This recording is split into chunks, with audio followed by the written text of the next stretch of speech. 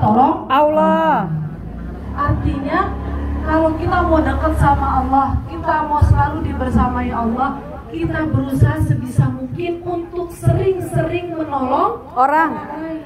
Orang itu nggak selalu kerabat kita yang saudara atau keluarga inti atau keluarga besar, bisa dari teman, dari orang jauh. Siapa yang butuh pertolongan, segerakan Tolongin. karena di saat itulah Allah akan bersama kita.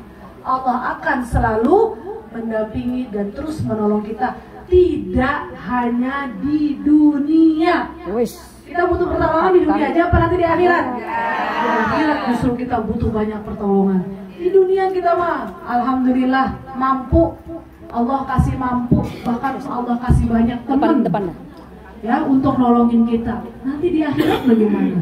Apakah kita mampu menolong diri sendiri atau menolong orang lain? Kita bisa? Enggak. Bisa aja. Bisa ya? Lihat nanti.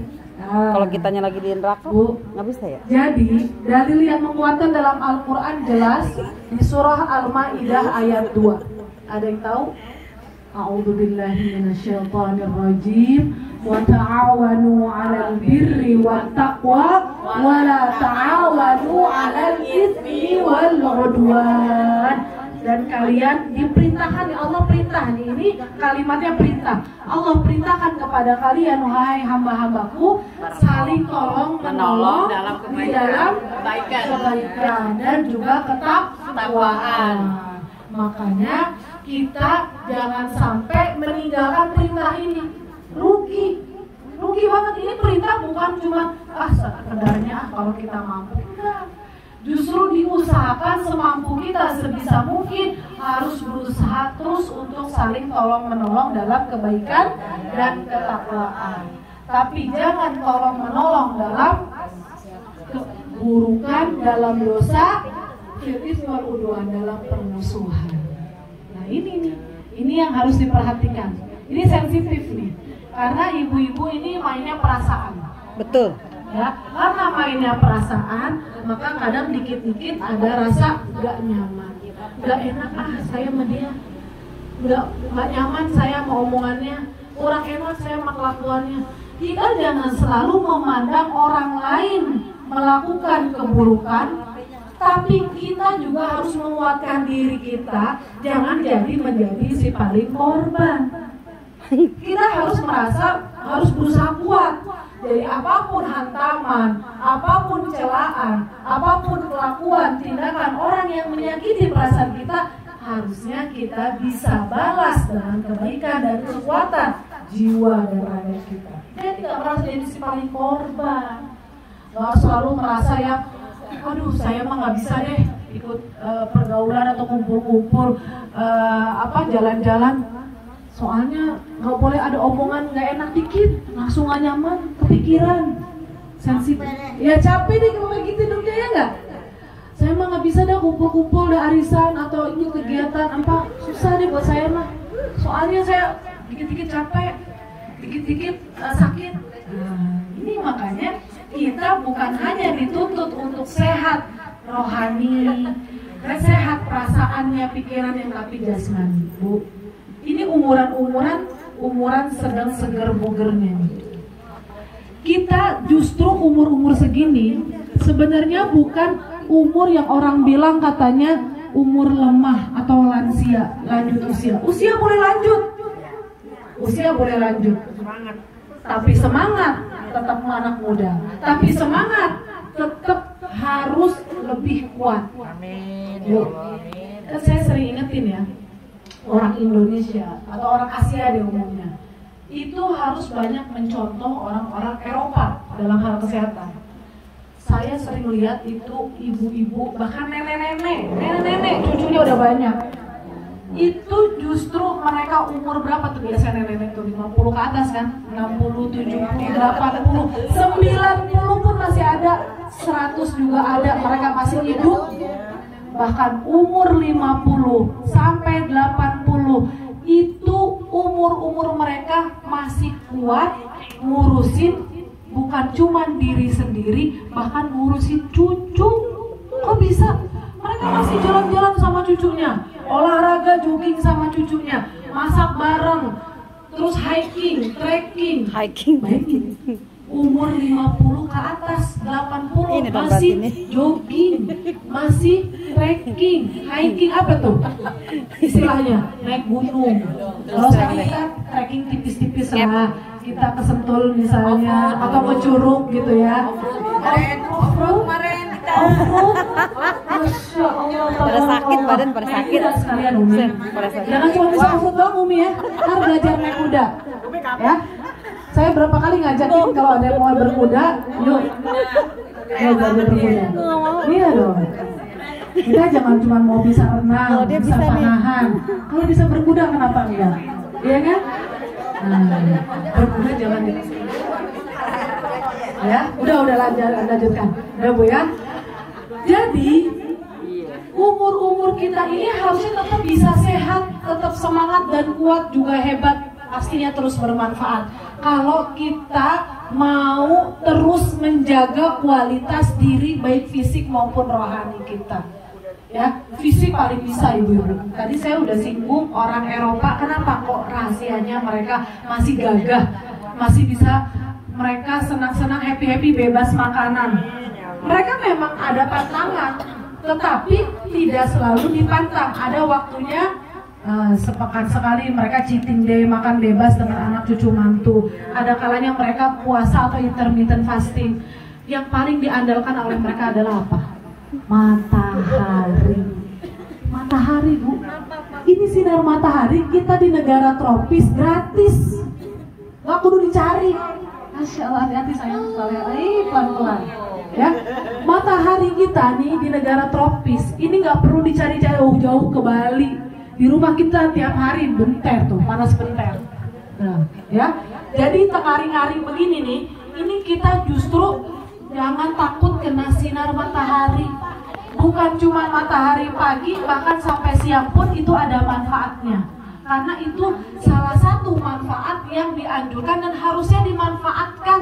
Kita ambil sebanyak mungkin, sesering mungkin. Karena kita mau minum vitamin D sebanyak apapun, mau minum susu bergelas-gelas, nggak akan jadi kalsium atau vitamin D, nggak jadi. Cuma numpuk-numpukin lemak doang, numpuk-numpukin kimia doang. Tapi kalau kita berjemur atau kita pandang matahari beberapa menit, kita berjemur nggak usah yang nongkrong atau duduk sambil jalan sambil jogging kena matahari. Istilahnya kerennya sunbathing, mandi sinar matahari. Ya. Nah itu mau pagi-pagi, mau sore hari, mau agak menjelang siang itu boleh, ya Bu ya. Jadi dengan banyaknya manfaat matahari yang kita manfaatkan, tulang-tulang kita itu jadi kuat. Itu baru satu, matahari, belum makanannya, belum minumannya. Ibu-ibu yang rajin masak, bersyukurlah, ya. Yang jago masak, yang bisa pilih-pilih makanan sehat, bersyukurlah. Karena itu juga menopang untuk kesehatan tubuh, juga pikiran, mental kita. Ngaruh Bu, makanan sehat tuh ngaruhnya bukan cuma ke perut doang, ke otak juga ke perasaan. Karena kalau makanannya nggak sehat, itu ngaruh ke perasaan juga ke otak gitu. Minuman, bolehlah kita es kopi, nggak apa-apa. Ya kan ada gulanya tuh, sekali-kali nggak apa-apa, sepekan sekali, jangan tiap hari, gitu ya. Walaupun ini kan kopinya gula aren gitu. Ya, kopi pahit yang sehat, bener. Kalau kopi pahit tiap hari boleh, sehari 3 kali juga nggak apa-apa. Tapi kalau udah ada gulanya, hati-hati. Kopi pahit, apalagi kopinya Arabica, Robusta gitu ya, bukan yang kemasan-kemasan gitu. Apalagi ini nih yang Umi pegang nih, infused water. Infused water ini sangat-sangat bermanfaat buat tubuh karena 50% lebih, 70% lebih tubuh kita ini terdiri dari cairan air. Jadi kalau kurang cairan, jangan harapkan kesehatan kita terjamin. Jadi nanti yang ada, jangan heran cepat keriput, cepat lemes, cepat marah, itu karena kita kurang cairan, kurang minum. Saya tiap hari nih, anak-anak kalau pergi bawa tumbler. Ini bisa 500 ml atau setengah liter sekali minum. Nanti diisi lagi, refill lagi. Jadi cairan itu sangat penting. Bahkan kalau bisa jangan 2 liter. Mumpung masih suka minum, masih doyan minum, ibu minum kalau bisa hampir 3 liter. minumnya dicicil dari bangun tidur. Bangun tidur jangan wudhu dulu, Bu. Bangun tidur jangan wudhu dulu. Minum dulu. Minum air hangat. Karena apa? Maaf, itu yang enzim pas bangun tidur itu banyak enzim yang bagus. Kalau kita kumur, kebuang, hilang. Tapi kalau kita minum, masuk ke dalam tubuh. Itu bagus. Jigong dong. Jangan salah, memang ada manfaatnya jigong, tapi bukan berarti jigong buat ngobatin sakit mata. Orang dulu gitu ya, apa masih sekarang masih? Udah basi katanya, udah basi kan jigong tuh ya. Atau buat ngobatin apa sakit mata, atau buat koreng gitu dioles-oles, boleh nggak Bu? Astaga, dia pengadanya katanya suruh diobatin pakai dinding bapaknya. Astagfirullahaladzim. Itu bagaimana nempelinnya? Mukanya aja udah malu, apalagi ngeluarinnya. Kan saya bilang apa dari awal. Ini pertanyaan bener-bener ya. Jadi namanya obat dari zaman baheula sampai sekarang itu banyak mitos. Mitos kayak apa tadi? Ludah basi lah buat mata, buat koreng, apalagi air kencing baru bangun tidur katanya bisa ngobatin mata. Atau apalagi obat-obat yang emang nggak ada yang lebih sehat Bu? Banyak. Kalau selama itu yang apa? Itu najis, hukumnya najis kan, air kencing. Terus ludah basi kan juga jorok bau ya. Itu bukan untuk ngobatin orang lain, tapi untuk diri kita. Kita minum air itu agar enzim yang masih bagus di mulut kita itu kedorong masuk ke pencernaan, memperbagus pencernaan kita, bukan buat ngobatin orang. Itu ludah basi, air kencing juga. Jelas-jelas air kencing itu najis.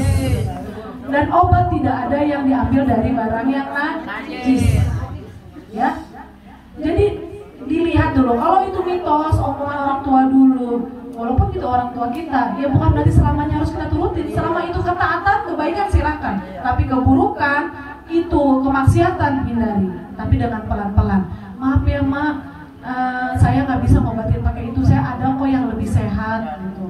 Masa pakai air kencing? Ya. Jadi jangan mau dibegoin kalau kata orang. Jangan, kita harus cerdas, harus banyak baca. Jadi tadi kita bangun tidur, ya gimana dianjurkan? Minum air putih hangat dulu, dicicil setengah liter kalau bisa dicicil, dikit, nanti sisanya habis sholat subuh atau habis subuh. Kita minum pada saat sholat dulu juga, jadi nggak lemes sholatnya, nggak pengen buru-buru udah. Jadi seger karena udah kena cairan. Kan semalaman kita habis di apa tuh namanya? Habis detox. Malaman itu kita detox. Jadi banyak cairan yang kepake. Sebenarnya bangun tidur itu kita butuh energi baru, tapi jangan langsung dikasih makan sarapan nasi uduk. Dikasihnya air, minum air putih, hangat. Bangun habis air hangat, terus sholat, terus zikir, tilawah atau aktivitas yang lainnya, baru nanti sarapannya pun sebisa mungkin yang sehat. Jangan nasi dulu, jangan yang berat-berat dulu, jangan roti dulu. Apa? Infus water, buah. Infus water itu bagus. Infus water atau buah atau kurma atau apapun lah yang mudah dicerna sama tubuh. Ya, jangan yang bikin tubuh berat. Kan orang dulu bilang sarapan wajib. Ya, sarapan jangan sampai ditinggal. Ntar oleng. Boleh. Tapi sarapannya yang kayak gimana dulu? Kalau sarapannya nasi padang, nasi uduk, lontong sayur, yang ada bukan oleng lagi, pules. Lah Bu, ngantuk nggak Bu habis sarapan berat? Pules. Kecuali habis sarapan nasi uduk, lontong sayur, kita bebenah rumah seadanya, atau mau benerin genteng, atau mau benerin apa? Di rumah ada yang mau dikerjain, apa? Memang kita butuh energi. Itu kan kalau kita lihat tukang bangunan ya, berangkat pagi mau kerja itu sarapannya sepiring mentu, siang begitu juga. Iya, tukang bangunan, emang kita tukang bangunan, ya kan, kuli bangunan, ya kan. Nah, jadi sarapannya harus yang sesuai dengan kebutuhan, ya. Karena yang ada jadi numpuk lemak kalau kayak gitu, karena tidak dikeluarkan. Yang paling penting apa tadi? Buah atau yang ringan-ringan yang mudah dicerna, ya. Peresan lemon tadi, itu Bu, orang Mesir, kalau ibu lihat orang Mesir cantik-cantik, langsing-langsing, cakep-cakep. Kenapa? Salah satu resepnya adalah minum peresan lemon tiap pagi, pakai madu. Ahlan wa sahlan. Ya. Itu memang tiap hari minumnya sebelum makan apapun, perut kosong. Lah, gimana yang punya